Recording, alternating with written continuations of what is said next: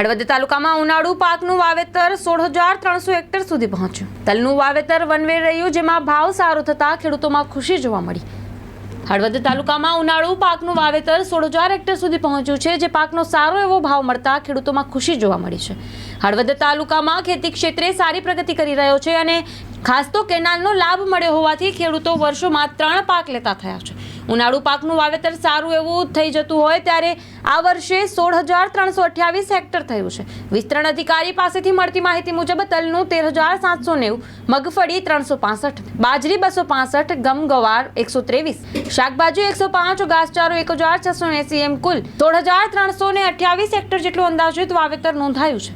તલની નિકાસ ચાલુ રહે એવી ખેડૂતો માંગ કરી રહ્યા છે। સાથે શિયાળુ પાકમાં જીરું બગડી ગયું હતું અને તલના પાકમાં સારા ભાવથી ખેડૂતોની આશા બંધાઈ છે।